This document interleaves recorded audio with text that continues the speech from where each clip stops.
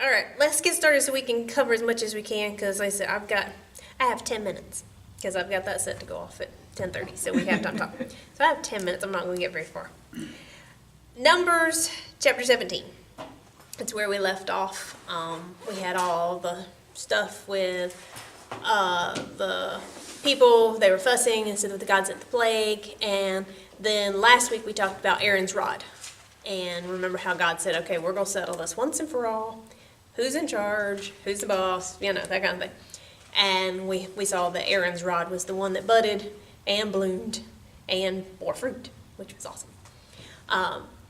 This is on the heels, like this is the very next verse after we see that happening. This is verse 12 of chapter 17.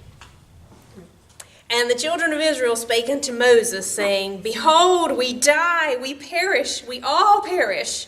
Whosoever cometh anything near unto the tabernacle of the Lord shall die. Shall we be consumed with dying? They get the drama award. We die, we die, we die. We perish, we all perish. Oh my goodness gracious.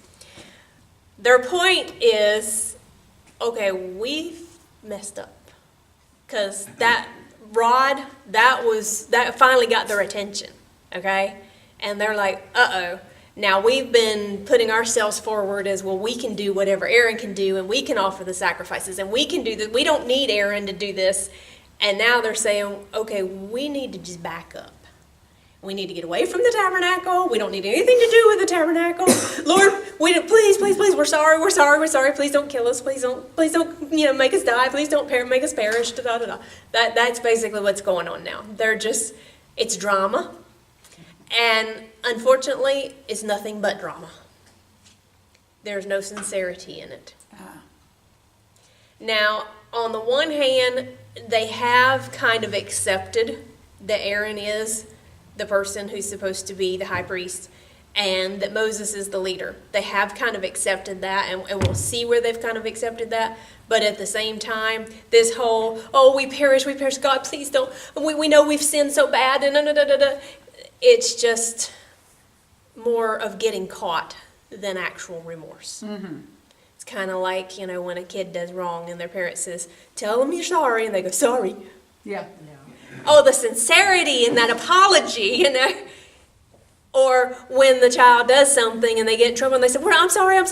Are you sorry you did it, or are you sorry you got caught? Mm-hmm. Usually, I'm sorry I got caught, That's how this is. They're sorry they got caught. They're sorry. And now they're thinking, okay, we've just seen Korah and his band die. We've seen all those with the fire come down die. We saw all that. There were like 14,000 or something that died in the plague. We saw all them die. Oh, please don't kill us too. It's like they're thinking God's on a rampage. And I'm like, it's not just God that's on the rampage. So they go through this whole drama. The reason we know this is just drama and not heartfelt is because of their very next actions. Mm. Okay? And that's where I want to try to get to. Now, we're going to skip chapters 18 and 19, not because they're not important, but in chapter 18, God goes through and starts all over again. Okay, this is the priest's job. This is the high priest's job. This is the Levite's job. This is what you wear. This is what you do. Just in case anybody had forgotten, let's go through the whole thing again. And God spelled it all out for Moses, for Aaron, for the people. Okay, so we already talked about that, so I'm not going to go back over it. And then in chapter 19, there was some of the law going over about purification. If a man touches a dead creature, he has to come and he has to do this certain ceremony, and he can't come this soon, and he has to do that, just again, not that it's not important, but it actually does not apply to us today because we are not under the law anymore. And it's mostly about just touching dead things, and I think that's gross. So I don't want to touch a dead thing anyway. So Numbers 20 is where we're going to pick up, and like I said, we're not going to get very far, but that's okay. Verse 1. Okay, remember what I just said. They were not remorseful. It was drama. Here's how we know. Then came the children of Israel, even the whole congregation, into the desert of Zin in the first month. Okay, they're traveling around. And the people abode in Kadesh, and Miriam died there and was buried there. If you remember, Miriam was Moses' older sister. Well, we know Moses was 80 when this started. So we estimate she was somewhere between 90 and 95. She's old. She's old. She died of natural causes, okay? Natural causes. But she died and was buried there. Very hard for the people, I imagine, because she was kind of their, especially for the women, she was the one that they could look up to, you know.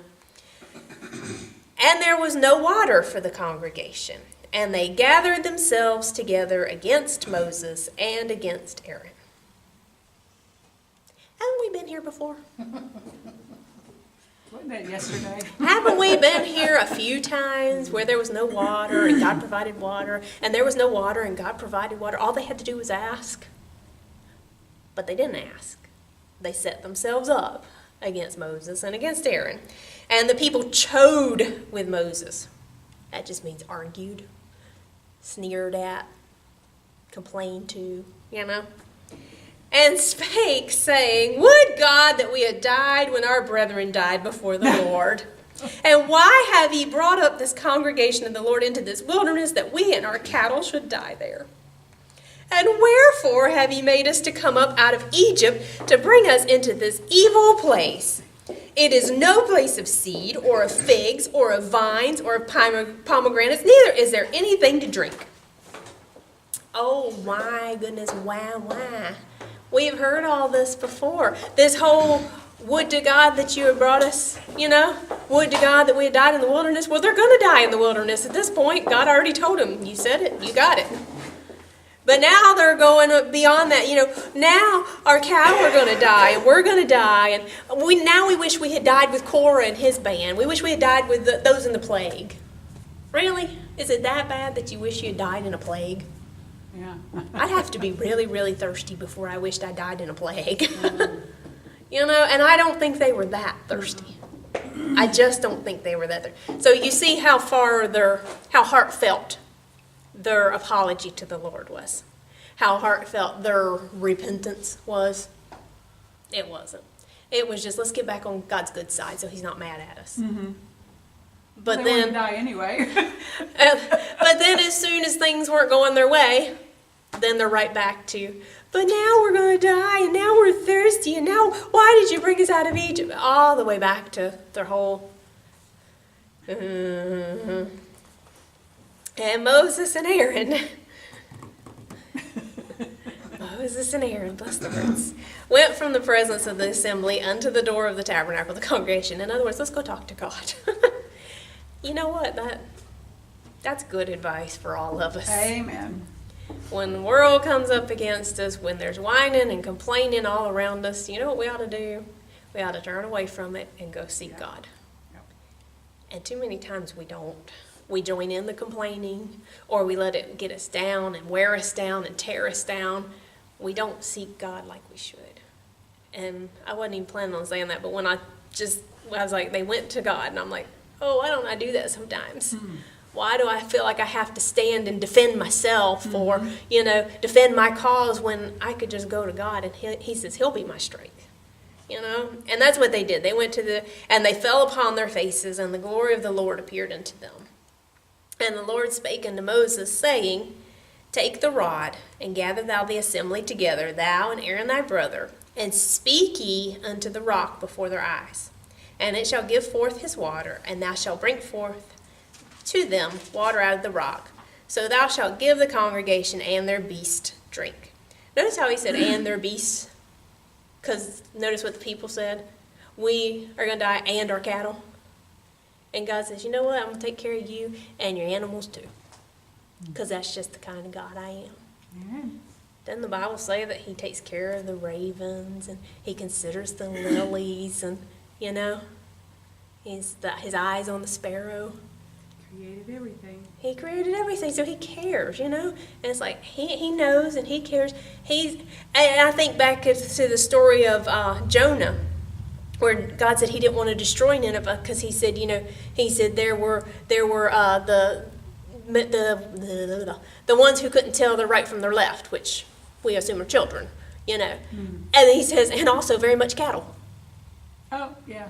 He didn't say, I don't want us to destroy Nineveh because there's these important people there, or, there's these people that are so good, or there's this or that or the other. He says, I want to save it for the children and the cows.